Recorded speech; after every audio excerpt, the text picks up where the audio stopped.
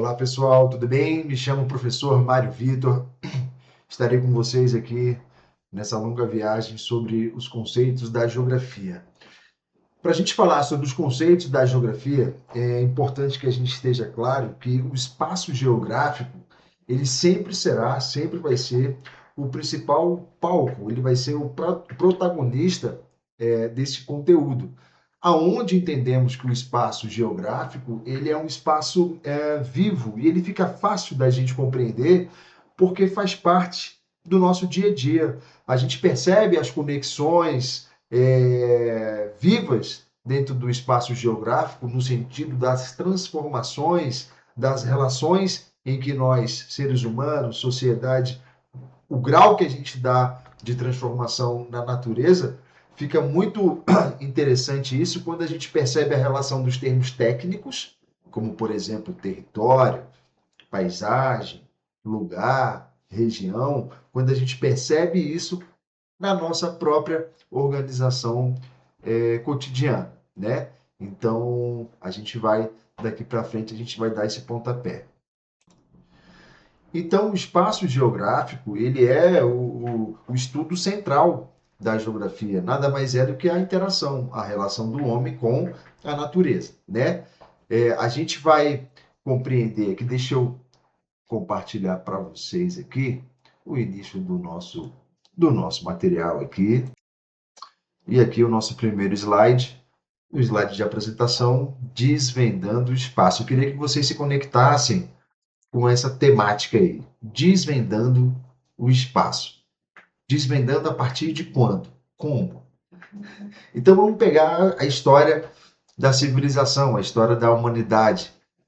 Tentem exercitar um pensamento aí de moldes de construção do espaço geográfico, dos primeiros indícios de transformação desse espaço. Como é que o homem das pedras, como é que o homem paleolítico, neolítico, como é que ele conseguiu interagir com a natureza ao seu redor? Como é que foi isso? Tentem exercitar por um instante essa compreensão. A chegada, por exemplo, da agricultura, pecuária, a partir do momento em que o homem consegue se estabelecer à terra, ao território, acabei de colocar aqui um elemento, um conceito geográfico. Como que o homem começou a ter essa interação? A relação do trabalho, da técnica, da tecnologia. E aí eu já estou falando de centenas de anos, milhares de anos. Eu já estou falando de 5.000, 2.000 anos atrás, 1.000 anos atrás, 500 anos atrás. Eu estou falando do século passado. Eu estou falando de 10 anos atrás. Eu estou falando da semana passada, de ontem. Olha essa escala de tempo.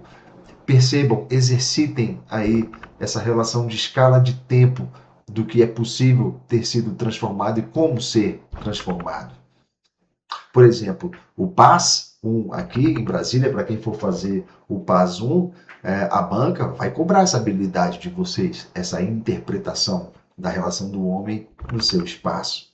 O Enem sempre está trazendo aí essas percepções reais, super atualizadas da transformação do espaço. Os principais exames que vocês podem fazer em Brasília e no Brasil afora aí vai ter essa carga temática aí de interpretação e aí vocês precisam se conectar com essa relação da transformação ou simplesmente do espaço geográfico. Para falar, exemplificar esse assunto, eu gosto muito de trazer à tona a cidade de Brasília, né? Como nós sabemos, já foi uma cidade planejada, arquitetada, montada, configurada com o interesse de abrigar a nova capital. Então, lá em 1960, quando ela foi inaugurada, pensem só nesses impactos dessa transformação. E é isso eu estou pegando como exemplo a cidade de Brasília, nossa capital. Anos anterior à fundação, 1960, a gente passava aqui nessas terras, onde estou em Brasília, e a maioria de vocês que está vendo esse vídeo também, a gente passou por uma imensa e intrínseca transformação. E aí a gente tinha um meio natural, aonde esse meio natural, gradualmente, ele foi sendo transformado para atender às necessidades de uma nova sociedade que ali estava ocupando esse território. À medida com que isso ia acontecendo, outras novas transformações iam se sucedendo. E a gente tem, então, como objeto final, uma grande análise de interpretação e identificação dessa transformação. Avenidas, bairros, redes de esgoto, quadras, infraestruturas urbanas, serviços urbanos acontecendo, sendo transformados. Então, olha aí o peso, o grau que isso tem. Se a gente pensar, por exemplo, na parte de subsistência para que uma nova cidade aconteça, a gente tem que pensar na segurança alimentar. Então pensem só como que as bases de agricultura, de agropecuária começaram a ser promovidas aqui em Brasília, em volta de Brasília, as colônias agrícolas que depois se tornaram bairros. Então imaginem só, à medida com que a ocupação vai acontecendo, você tem desdobramentos de configuração territorial. Você tem cada vez mais uma relação muito forte dessas transformações. A gente começa a analisar sempre o espaço geográfico pela sua base natural. Ou seja, se eu estou falando aqui de Brasília, existia evidentemente uma estrutura natural. E o que é o espaço natural? É um espaço que, evidentemente, não foi transformado, não teve nenhuma linha, nenhum indício de transformação do homem. E a ação humana é a que vai caracterizar esse espaço geográfico, através do trabalho, da técnica, da tecnologia, que moldam o espaço onde se encontra ali aquele território. Então, nesse slide, eu trouxe para vocês aqui o espaço geográfico. Deixa eu tirar aqui a minha imagem. O espaço geográfico é o palco da humanidade, é o resultado da transformação da natureza pelo trabalho humano ao longo do tempo. A natureza fornece a base, o trabalho é o motor da mudança. Então a gente tem como grande resultado esse cara aqui, ó, a natureza e a sociedade. A natureza ela foi alterada pela técnica humana, né? E onde havia apenas paisagem natural, agora a gente vê uma paisagem extremamente transformada. Vamos seguir aqui. E aí, certamente vocês já ouviram, principalmente na geografia do sexto ano, do sétimo ano, as paisagens, né? Como que as paisagens se conectam às nossas interpretações, como que as paisagens dão sentido àquilo que a gente está identificando, como que as paisagens trazem significados. Bom, a gente tem a paisagem na geografia, a natural e a paisagem cultural. Eu acredito também que está muito tranquilo, muito fácil. A paisagem natural é aquela que não teve nenhum tipo de alteração pelo homem. E já a cultural, sabemos que teve essa transformação. Mas aí eu quero chamar a atenção para a paisagem cultural, onde ela é sensivelmente a mais cobrada e interpretada aí pelos principais exames vestibulares. Na paisagem cultural, a gente tem como vocação interpretar o quanto de transformação essa paisagem mudou. Por exemplo, se eu tenho o centro histórico de Salvador sendo representado nessa ilustração aqui, é evidente que eu tenho um grau de transformação.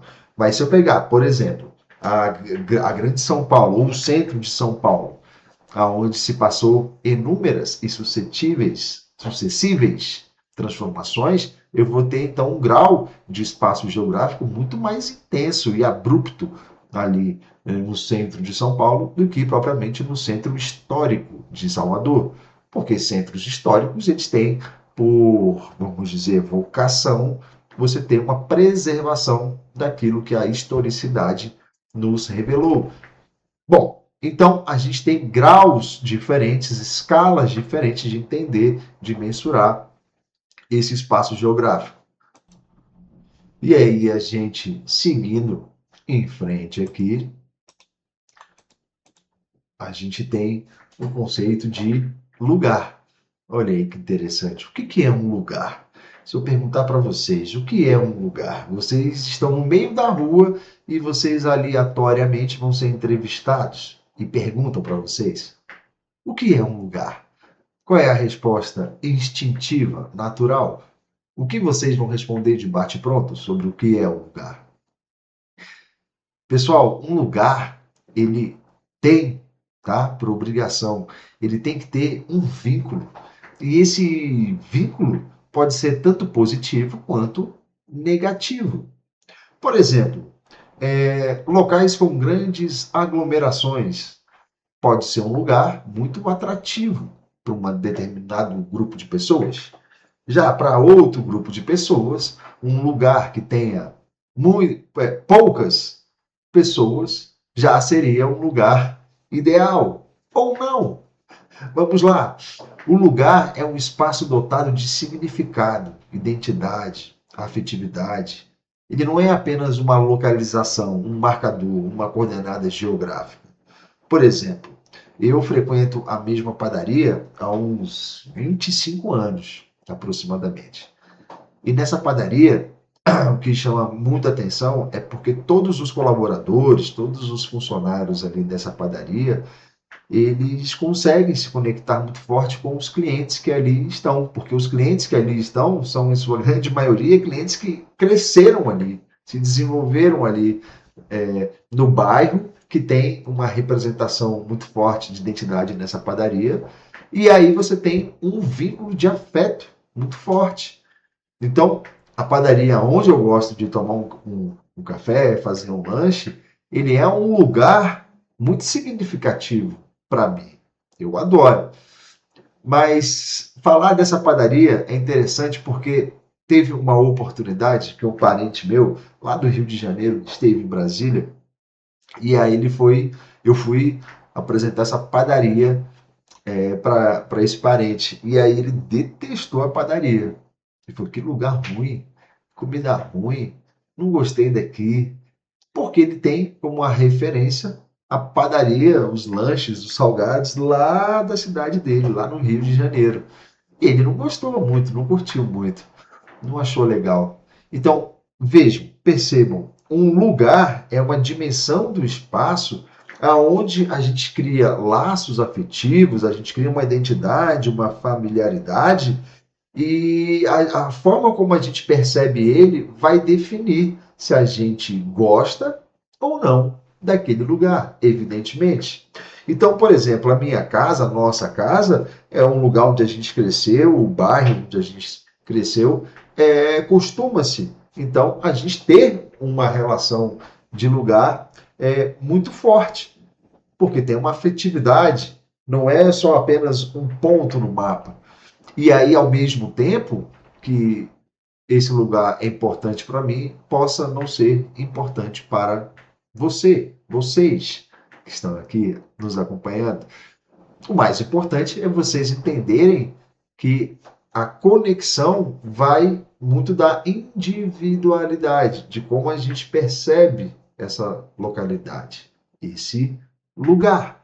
A gente observa essa palavra lugar muito forte também em letras de música. Tem um trecho de um samba do Jorge Aragão, da música Aqui é Meu Lugar. Depois pesquisem aí que vocês vão identificar aí do que está falando, por que ele escreveu a letra desse samba, que é maravilhoso, e se tem uma relação de conexão, de afetividade muito forte, muito interessante. E aí, saindo do lugar, a gente tem aqui a parte do território e o poder. É muito interessante a gente falar do território, porque ele vai trazer significados muito, muito presenciais e fortes que dão a ideia de uma soberania.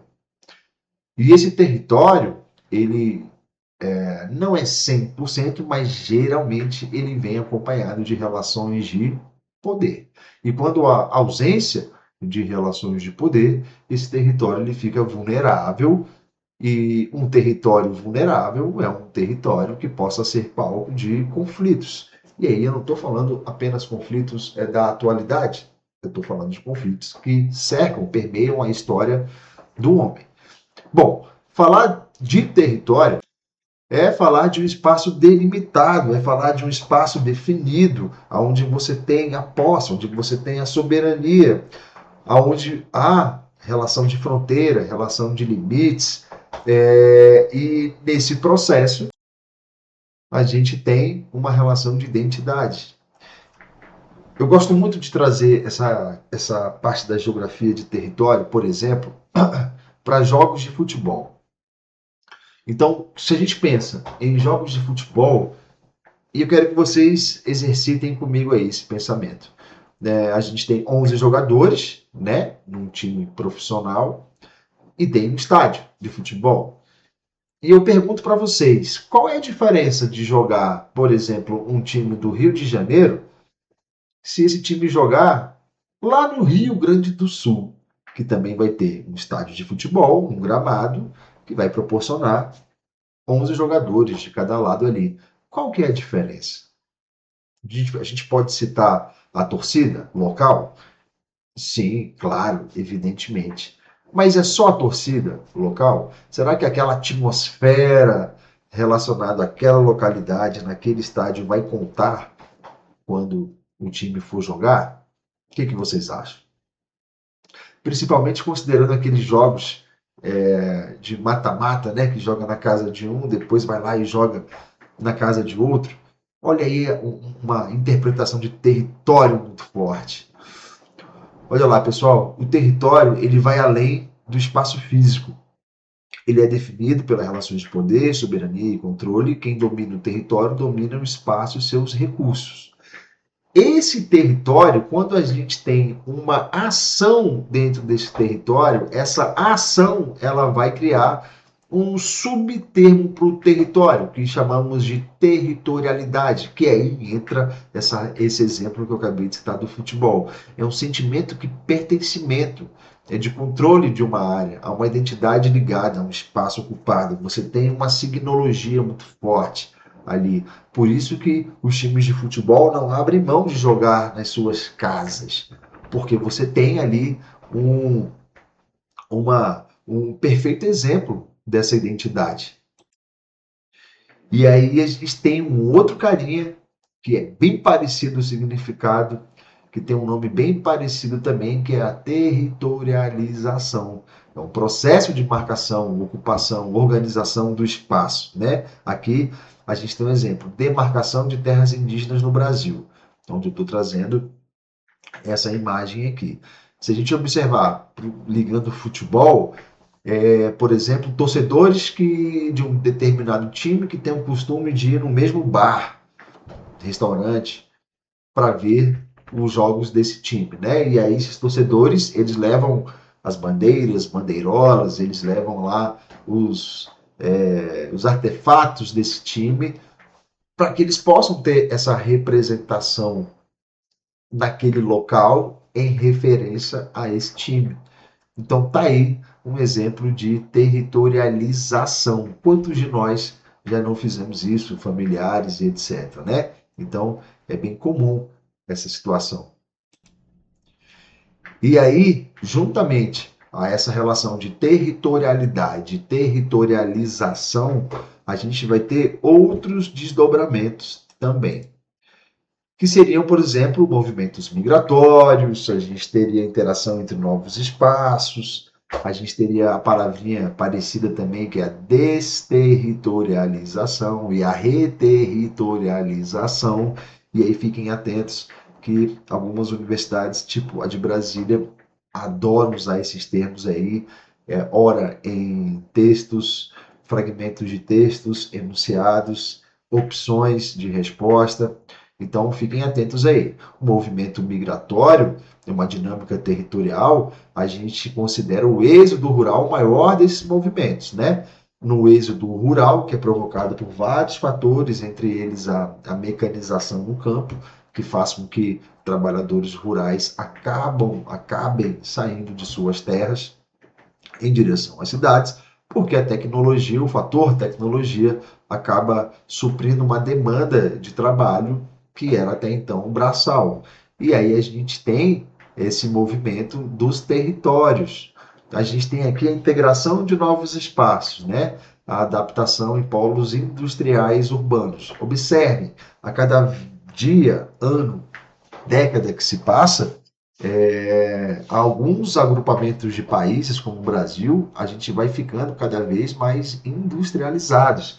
Isso tem a parte boa, isso tem a parte ruim, isso tem para nós da geografia, para vocês estudantes que estão percebendo a geografia, há uma relação de análise, porque essa integração de novos espaços vão fazendo com que o processo de urbanização e industrialização cada vez fiquem mais intrínsecos. Você tem uma economia mais pujante, mas você tem nesse território uma série de outras manifestações que vai gerar, por exemplo, como um inchaço urbano. E isso vai trazer problemas, desde a violência até a mobilidade urbana, por exemplo.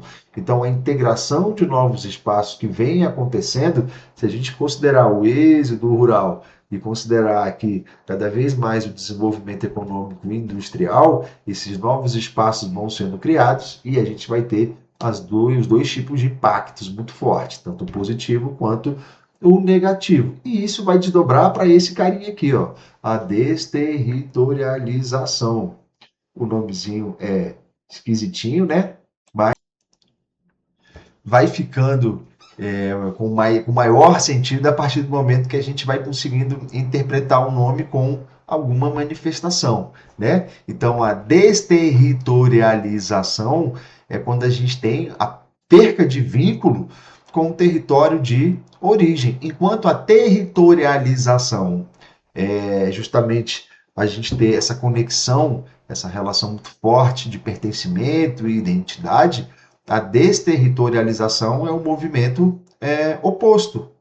Por exemplo, quando a gente tem um grupo de comerciantes em um determinado setor de uma cidade, e esse grupo de comerciantes, por algum motivo, seja por ordem natural, uma manifestação natural, como uma chuva muito forte que acaba que danifica alguma estrutura, ou por medidas econômicas, políticas de fiscalização ou outra natureza qualquer, você vai ter a quebra desse vínculo com esse local. Você vai ter, então, uma desterritorialização. E quando você tem a capacidade de perder esse vínculo e por algum motivo futuro você retoma esse vínculo, a gente tem um outro nominho que a gente vai utilizar, que é a reterritorialização. Então, olha lá, a territorialização, a desterritorialização e a reterritorialização são aí subagrupamentos do território. Então, a reterritorialização, por último, aí, vai ser a nova criação ou nova reconfiguração de laços e identidades locais. Fiquem muito espertos, porque a Universidade de Brasília costuma aí sempre colocar uma ou duas questões nesse sentido aí. Ok? Tudo certo?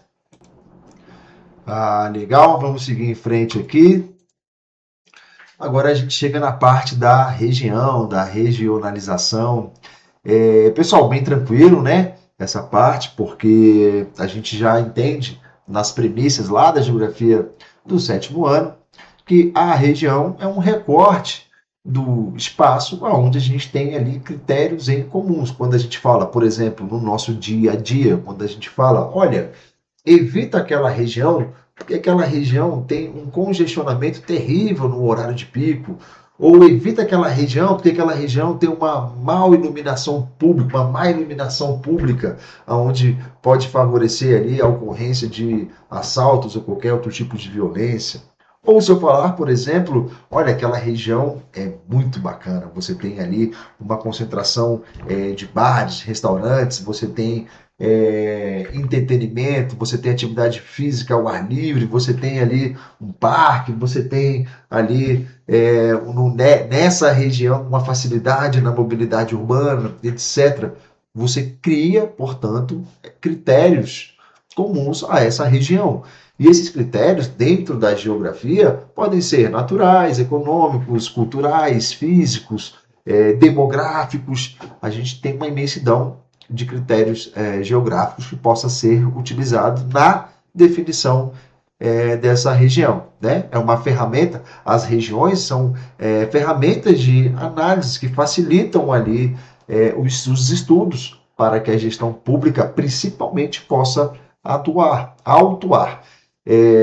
Eu citei ainda há pouco o exemplo da mobilidade, por exemplo, então a gente pode interpretar que tem regiões mais privilegiadas, outros menos privilegiadas, enquanto ao transporte público. E reconhecer características dessa região podem, teoricamente, fazer com que haja uma boa gestão ali de recursos públicos e políticas públicas voltadas para o atendimento ao público.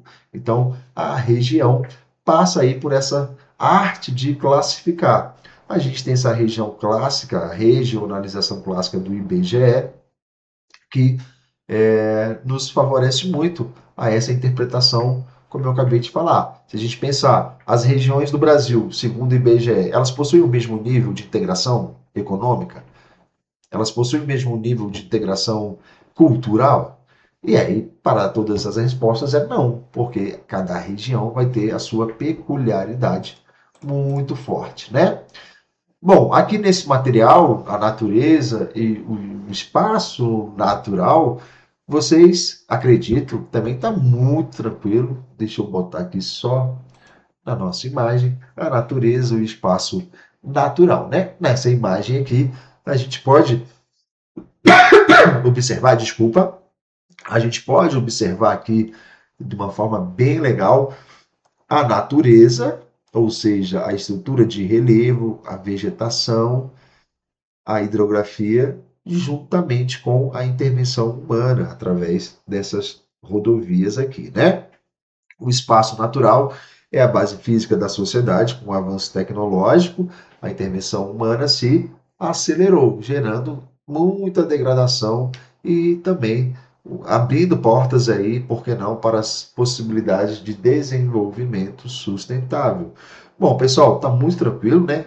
Essas diferenças do espaço natural para a intervenção humana. Bom, trouxe para vocês aqui duas questõezinhas aqui. Quero que vocês me respondam primeiro aqui. É esse cara aqui. Vamos lá, número 1. O conceito de território está ligado ao exercício do poder. Qual acesso define o rompimento de vínculo de um grupo com seu local de origem, associado a crises econômicas ou conflitos? Então, olhem as opções, pensem aí. E a gente tem como resposta a letra B, olha lá, a desterritorialização. A gente entende esse processo como uma perca de rompimento, né? De vínculo com o território. Opa, não acabou não, deixa eu voltar aqui na número 2. Aqui na número 2 está aqui, ó. A paisagem pode ser natural ou cultural. Qual alternativa representa uma paisagem predominantemente cultural? Qual dessas aqui? Letra A, AE. O que vocês acham? O que vocês marcam?